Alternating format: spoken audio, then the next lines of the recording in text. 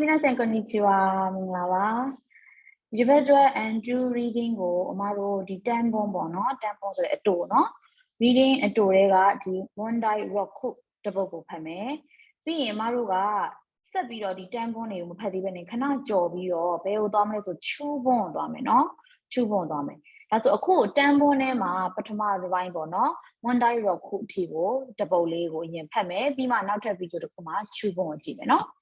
ကဲဒါဆိုရင်အခုဒီမှာကြည့်မယ်ဆိုရင်နော်စာပိုက်ပေးထားမယ်အောက်ကမေးခွန်းတစ်ပုဒ်ပါမယ်ကဲဒီမေးခွန်းမျိုးစာပါလဲဆိုရင်ဟိရှာကခုတ်ခိုတဲ့မို့တုံမောအီတိုက်ခုတော်နာနီကစာရေးသူကဒီစာပိုက်ထဲမှာသူအပြောကျင်ဆုံးအရာပဲဟာလေဒါဆိုအပြောကျင်ဆုံးအရာဆိုတဲ့သဘောတရားကဒီစာပိုက်ရဲ့ main idea ပဲဟာတော့ဒီစာရေးသူကဒီစာပိုက်တစ်ပိုက်လုံးမှာသူဘာကိုပြောကျင်တာလဲဆိုတဲ့ main idea ကိုရှာခိုင်းတယ်ဟုတ်ပြီနော်အဲ့တော့ဒီ main idea ကိုတက်ပြီးရှာမယ်ဆိုရင်အမတို့ကပထမဆုံးသူ intro လေးကိုသိချဖက်နော် intro ရဲ့ပြီးသွားတာနဲ့ဒီ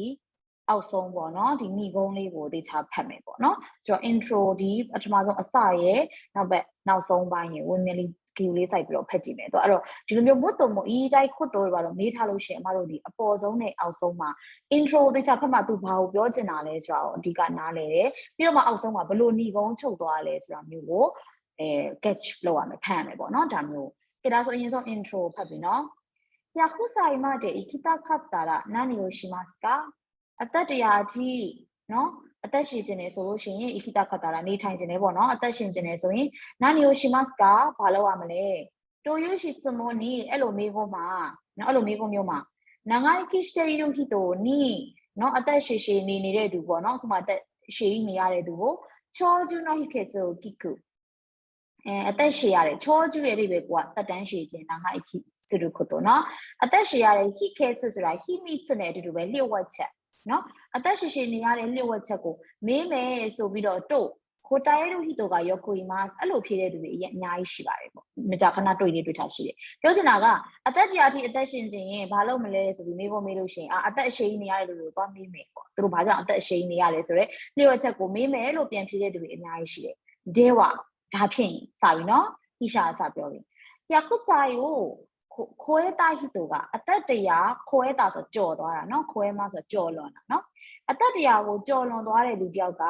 မိုင်းရှော့ကိုသူအစားစားတိုင်းအမြဲတမ်းအစားစားတိုင်းမိဆိုရှိတို့ကိုတော့မို့နော်မိဆိုရှိတို့ဒီပဲပြီးဆိုင်ဟင်းကြပေါ့နော်မိဆိုရှိတို့ကိုပဲတောက်တယ်တို့အစ်တာလားအဲ့လိုပြောလို့ရှိရင်နဲ့ဆိုရီယိုရှင်းကြည့်တယ်အဲ့ဒါကြီးကိုယုံပြီးတော့အဲ့ဒီနော်ဒီအသက်တရားကျော်ရှိတဲ့လူကမိဆိုရှိတို့ပဲတောက်ပါတယ်လို့ပြောလို့ရှိရင်အဲ့ဒါကြီးကိုယုံကြည်ပြီးတော့မိုင်းရှော့ကိုမိဆိုရှိတို့နော်မိမစကနော်ဒီအစားစားတိုင်းကိုကလိုက်ပြီးတော့မိဆိုရှိတို့တွေကိုလိုက်တောက်နေမှာလားတဲ့ဆက်မေးတယ်နာငိုင်ခီနိုရီယိုကမိဆိုရှိတို့တာခဲ့တဲ့ရှော့ကအသက်ရှင်ရှင်နေရတဲ့အကြောင်းရင်းကမိဆိုရှိတို့တခုတည်းတောက်နေလို့လားတဲ့ဆိုတော့ဒီစာပိုက်ကဒီကြောင်းဒီမှာသူတဲ့ရှော့ကဆိုတော့နော်မေးခွန်းမျိုးတွေမေးတာပေါ့နော်နော်မီမတ်ကဆိုမေးလိုက်တဲ့သဘောကသူက against လုပ်နေတာနော်against လုပ်နေဆိုတဲ့ဘောကစာရေးသူကပထမဆုံးစလိုက်တယ်အသက်တရားအထိအသက်ရှည်ခြင်းရင်ဘာလုပ်မလဲသူပြန်ဖြေတဲ့သူကအသက်ရှည်ရှည်နေရတဲ့လူတွေကိုတွားပြီးတော့အသက်ရှည်ရတဲ့လျှို့ဝှက်ချက်ကိုတွားမေးမယ်လို့ပြောတယ်အဲ့ဒါဆိုသူကဘာပြောလဲဒါဆိုအသက်တရားနေတဲ့လူကမိဆိုရှိလူတွေနေတိုင်းတောက်တယ်ဆိုရင်ငါကိုရောလိုက်တောက်မှာလားအဲ့လိုလိုက်တောက်ရင်ရောအသက်ကရှည်မယ်လို့ဘယ်လိုဟပြောဖြစ်ပေါ့သူအဲ့လိုသဘောမျိုးနဲ့တွားမေးတာဆိုတော့ပြောချင်တာကအသက်ရှည်ရှည်နေရတဲ့သူကိုတွားပြီးတော့မေးပြီးတော့ဘယ်လိုလုပ်တာလဲလိုက်လို့ရင်ရောကိုကအသက်ရှည်မှာလားပေါ့ဒါမျိုးကိုတွားမေးလိုက်တယ်နော်ဒါဆိုရင်ဆက်ပြောတယ်ဆိုနိုဟီတိုကအဲ့ဒီလူဆိုရင်အသက်ရှည်နေရတဲ့သူပေါ့နော်နာငိုင်ခိစတေလူဟီတိုပြောတာနော်အဲ့ဒီအသက်ရှည်နေရတဲ့သူကတာတာချောဂျူနောခါခေနီတာတာဆိုတာဒီလိုယုံလေးဘလို့ယုံလေးလဲချောဂျူဆိုတာအသက်ရှည်တာခါခေဆိုတာမိသားစုမျိုးရိုးစင်ဆက်ကိုပြောတာခါခေဆိုတာနော် generation မျိုးရိုးပေါ့နော်ဆိုတော့အဲ့ဒီအသက်ရှည်နေရတဲ့လူကသူ့ရဲ့အသက်ရှည်ရတဲ့အကြောင်းရင်းက तू ကဒီလိုမျိုးအသက်ရှည်တဲ့မျိုးရိုးကနေပြီးတော့ဥမာလေးတာခဲခါမှုရှိတယ်မှာဆက်မွေးဖွားလာတာလည်းဖြစ်ကောင်းဖြစ်နိုင်တယ်ဆိုတော့ဒီအသက်ရှည်နေရလို့က तू က generation မျိုးရိုးစင်ဆက်လိုက်သူ့ရဲ့ဘိုးဘွားပြီးနေရလဲနော်ဒီအသက်ရှည်နေရတဲ့အတွက် तू ကိုယ်တိုင်လည်းအသက်ရှည်ရတာမျိုးဖြစ်ကောင်းဖြစ်နိုင်တယ်ဟုတ်ပြီနော်ဂန်ဆိုင်တော့ယောနီအခုလက်ရှိခေတ်လိုမျိုးဤရောနော်ဟာတာစစ်တဲ့ဤနိုင်ကြည်တိုင်းဤရောစေကုသမှုတွေကဟာတာစစ်တဲ့ဤနိုင်တိုးတက်ဖို့မရှိသေးဘူးနော်ဟိုရှေ့ခေတ်ကိုပြောနေတာနော်အခုလက်ရှိခေတ်လိုမျိုးစေကုသမှုတွေတိုးတက်မှုမရှိသေးတဲ့ကြည်တိုင်းခေတ်မှာခေတ်ကခုနတော့နော်ခေတ်ကကိုစား TV ယောဂ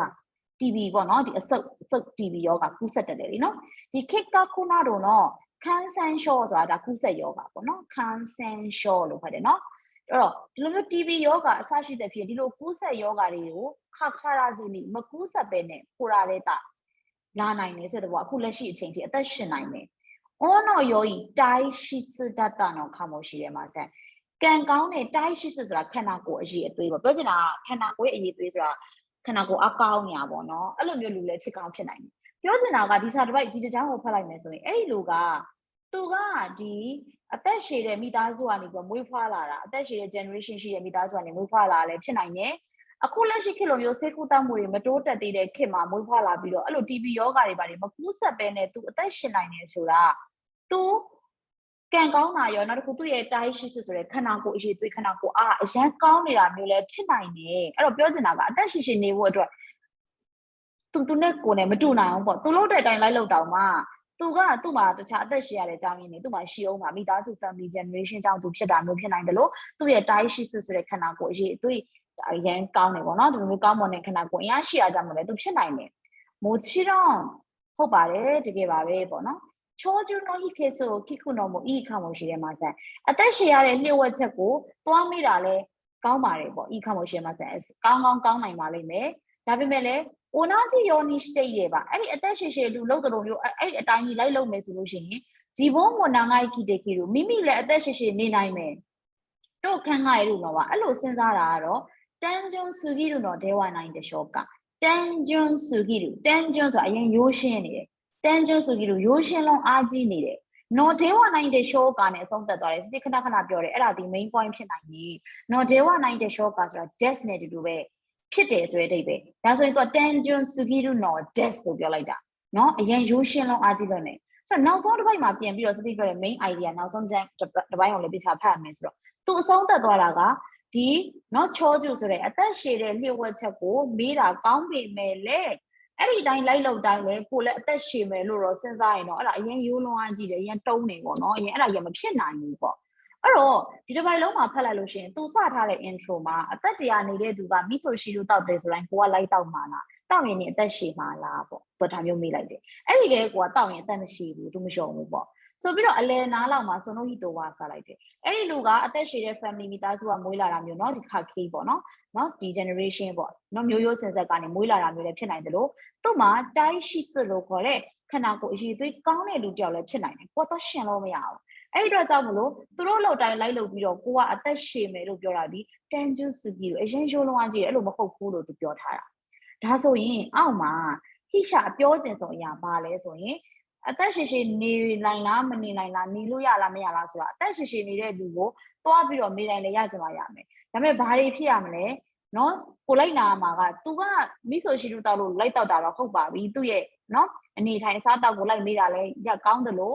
သူ့ရဲ့ဘာနဲ့လဲသက်ဆိုင်သေးတယ်တိုင်းရှိစစ်ဆိုတဲ့ခန္ဓာကိုယ်အရေးသွေးနဲ့လဲသက်ဆိုင်သေးတယ်ဒါတွေကကိုယ်တွေလိုက်ပြိုင်လို့မရဘူးတိုင်းရှိစစ်ဆိုသူပြောသွားတယ်ဟုတ်ပြီဒါအောင်မတို့ကကြည့်မယ်ဆိုရင်အချိပံနာငိုင်းခိစတာခဲရပါအသက်ရှိရှိနေခြင်းပဲနေခြင်းလို့ရှိရင်ပေါ့နော်အသက်ရှိရှိနေခြင်းလေဆိုရင်ပြခုဆိုင်ကိုခွဲတိုင်းဟိတိုမိနာလာတဲ့အသက်တရာကြော်သွားပြီဖြစ်တဲ့လူကိုလိုက်ပြီးတော့အတုခိုးပြီးတော့အိုနာဂျီယောနာစေကဆိုစုတို့သူ့အတိုင်းပဲလိုက်ပြီးတော့စေကဆို lifestyle ပေါ့နော်နေထိုင်မှုဘဝကိုလိုက်လုပ်မယ်ဆိုရင်ရောကောင်းနေဆိုတော့မှားတယ်နော်လိုက်လို့ရင်မရဘူးလိုက်လို့တိုင်းလည်းအသက်ရှင်မှာမဟုတ်ဘူးခုနကသူပြောသွားတယ်သူ့လိုစေကဆိုလိုမျိုးမိဆိုရှိလိုက်တောက်လိုက်မိဆိုရှိလို့တောက်တိုင်းလည်းအသက်ရှင်တယ်လို့ပြောလို့မရတာနော်အဲ့တော့အသက်တရားနေတဲ့လူကိုသွားအတုခိုးပြီးတော့လိုက်လို့နေလဲရမှာမဟုတ်ဘူးအချိပန်တော့မှားတယ်သိကြတယ်ဒါဆိုနိဗ္ဗာန်နာငိုင်းခိစုတယ်ပါနော်အသက်ရှိနေမယ်ဆိုလို့ရှိရင်ယုတကာနာဂျင်းစေကိုအခုလဲတို့ချမ်းသာကြွယ်ဝတဲ့ဘဝကိုဖျက်တမ်းရမယ်အခုလေးလို့ဆိုတော့ပို့တာမဟုတ်ဖျက်တမ်းမယ်နော်အဲ့တော့ချမ်းသာကြွယ်ဝတဲ့ဘဝကိုဖျက်တမ်းရမယ်တူယူမွန်တို့ဒဲဝနိုင်တယ်ဆိုတော့အဲ့လိုမျိုးလည်းမဟုတ်ပါဘူးဆိုတော့ဓာကြီးကလေချမ်းသာကြွယ်ဝတယ်ဆိုရင်ယုတကနာဂျင်းစေးဆိုတာဒီအပေါ်မှာတလုံးမှမပါဘူးဘာမှချမ်းသာကြွယ်ဝခိုင်းတာလည်းမဟုတ်ဘူးเนาะချမ်းသာရမယ်တွေစိတ်ရမယ်တွေဘာမှမပါဘူးဒီမှာเนาะဆိုတဲ့အတွက်ဒီမှာကယုတကနာဂျင်းစေးကိုအခုလေးလို့ဆိုတဲ့အပိုင်းကစာပိုက်ထဲမှာမပါတဲ့ဟာကြီးထည့်ယူထားတာအမတို့စဉ်းစားနေကြဘူးမလုံးတာအဖြေမဟုတ်ဘူးဒါဆိုအဖြေကစမ်းပါတော့မဟုတ်ရောင်းပန်မှာကြည့်တယ်เนาะစမ်းပန်長生きするには食生活の改善だけではダメでအသက်ရှင်ရှင်နေဖို့အတွက်ဆိုရင်ရှော့ခုစိတ်ကဆိုတာအစားတောက်ပေါ့နော်ကိုယ့်ရဲ့စိတ်ကစမှာရှော့ခုဆိုတော့အစားတောက်ပိုင်းဆိုင်ရာ lifestyle ကို Kaizen ဆိုတာပိုကောင်းအောင်လုပ်ရမယ်အဲ့လိုပိုကောင်းအောင်လုပ်တာဒါခေဒေဝအဲ့လိုပိုကောင်းအောင်လုပ်ရုံလေးပဲဆိုရင်ဒါမဲ့မရပါဘူးပြောချင်တာအစားတောက်မှာပဲ view site နေလို့မရဘူးဤရောနောတာစခဲမှုဖြစ်ဆိုရတာစေကူတာမှုတွေနော်စေကူတာတဲ့နော်စေကူတာမှုရဲ့ကုညီခြင်းတွေလည်းလိုအပ်တယ်ဆိုတော့ဒီပုံမှာစေကူတာမှုဤရောတော့ဆိုတဲ့စကားလုံးလေးတော့ပါတယ်ဒီစာပိုက်ထဲမှာဤရောဒါပေမဲ့အဲ့ဒါကခိုးရှိခေတုံးကဤရောတွေဖွင့်ပြောတိုးတက်မှုမရှိခင်အချိန်တုန်းကဆို example ပေးပြီးပြောတာဤရောရဲ့တာစခဲတွေလိုအပ်တယ်လို့မပြောထားဘူးအသက်ရှင်ဖို့အတွက်သူအသက်ရှင်ဖို့အတွက်ကသူပြောသွားတဲ့အချိန်မှာဒီအသက်ရှင်တဲ့လူတွေလုပ်တဲ့အတိုင်းလိုက်လုပ်ရုံတခုလည်းမရဘူးနော်တိုင်းရှိစတောင်းဖို့လဲလိုသေးတယ်ဆိုတဲ့ဟာမျိုးပဲပြောတယ်ဤရောအကူအညီလိုတယ်လို့မပြောဘူးဟုတ်ပြီနော်အဲ့ဒီအတွက်ကြောင့်အမကတော့ဤရောတော့တာစခဲမို့ခိစရောဒါခိစရောဆိုတဲ့အပိုင်းမပါထားဘူးဖြစ်တဲ့အတွက်အမမရွေးဘူးဒါဆိုရောင်းပန်တစ်ခုပဲကျန်တယ်ဒါဆိုရောင်းပန်ကနာငိုင်းခိတဲ့ခိရုကဒိုးကနေဝအသက်ရှင်ရှင်နေလို့ရလားမရဘူးလားဆိုတဲ့အပိုင်းမှာစေကဆရှုကန်တာခေတဲ့ဝနာကိုနော်စေကဆလူနေမှုဘဝရဲ့ရှုကန်ဆိုတာဒလိပေါ့အလေ့ကျင့်ပေါ့နော်ဆိုတော့လူနေမှုဘဝအလေ့ကျင့်တစ်ခုလည်းမဟုတ်ဘူးတိုင်းရှိစမောခံကိစတဲ့လူတိုင်းရှိဆိုတဲ့ကိုယ့်ရဲ့ခန္ဓာကိုယ်ရဲ့ခုခံနိုင်စွမ်းပေါ့ခန္ဓာကိုယ်အရေးအသွေးပဲပြောတာเนาะအဲ့လိုခန္ဓာကိုယ်အရေးအသွေးတစ်ခုလည်းလိုအပ်သေးတယ်အဲ့ဒီအတွက်လည်းဆက်ဆက်နေတယ်ဆိုတော့ဒီမှာသူပြောသွားတဲ့ main point ဒီเนาะနာမိုင်းခိလုပ်ဖို့အတွက်ဆိုရင်စေကဆဆိုတဲ့ဒီမိဆိုရှိလူပေါ့เนาะရှော့ခုစေကဆိုရင်စေကဆတစ်ခုလည်းအနေထိုင်စားတောက်တွေပဲလို့မရဘူးတိုင်းရှိစွတ်ကောင်းဖို့လည်းလိုသေးတယ်ဆိုတဲ့ဟာဒီတိုင်းရှိစွတ်ဆိုတဲ့စကားလုံးလေးကြောင့်မို့လို့ရောင်းပန်မှန်သွားတာခန္ဓာကိုယ်အရေးအသွေးကောင်းဖို့လည်းလိုသေးတယ်เนาะစေကဆရှုကန်လို့မျိုးလိုက်စားမယ်တောက်မယ်နေမယ်သူများလို့သူတို့လိုက်လို့နေမယ်အသက်ရှင်မယ်လို့ပြောလို့မရဘူးဆိုတော့เนาะဒီဂျွန်မန်လေးကအမှန်ဖြစ်မယ်။ဒါဆိုမှတော့ဒီလိုဟာကိုရွေးရတဲ့အခါမှာလေနည်းနည်းလေးမှားသွားတတ်တာမျိုးကသူက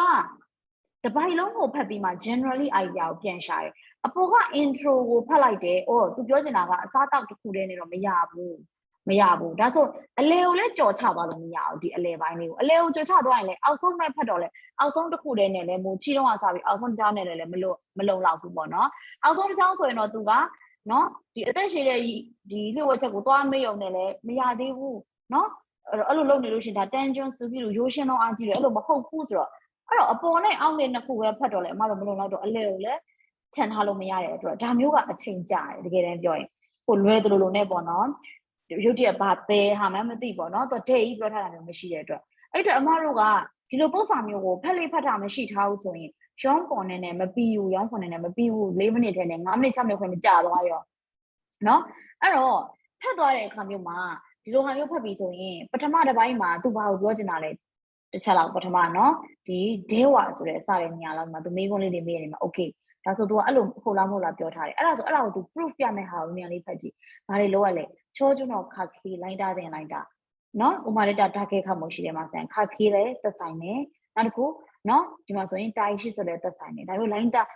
keyword ပေါ့နော်သူပြောထားတဲ့ဒီလို point လေးတွေခန်းကြီး point လေးတွေစကားလုံးလေးတွေကို line တာသွားမယ်တားသွားပြီးတော့မှနောက်ဆုံးရောက်တော့မှ tension ဆိုပြီးတော့119တဲ့ short က tension ဖြစ်လုံးအားကြည့်ရဲဒီလိုမျိုးနော်နာငါးကြီးဖြစ်ဖို့အတွက်အစားတောက်ကြီးပဲစဉ်းစားနေတာ tension ဖြစ်လုံးအားကြည့်ရဲ okay ဒါဆိုရင်ဒါလေးနဲ့လည်းသက်ဆိုင်နေပေါ့နော်ဒီလိုဟာလေးတွေကို line တာပြီးတော့ပြောသွားပြီးတော့ကြည့်ပြီးမှအမတို့စဉ်းစားရမယ်ဒါဒီဖတ်တဲ့နော်ရောမှု range shoe လေးတွေလိုအပ်တယ်ပေါ့နော်ဒါလေးတွေနော်ကြည့်ပေးပါကေဒါဆိုရင်အမနောက်ထပ်ဗီဒီယိုတစ်ခုထပ်ပြီးတော့တင်ပေးမယ်နောက်ထပ်ဗီဒီယိုကတော့အမတို့ true bond ရောက်သွားပြီเนาะ true bond လေးကိုဆက်ပြီးတော့ကြည့်ပေးပါเนาะနေလိုက်ရှိပါ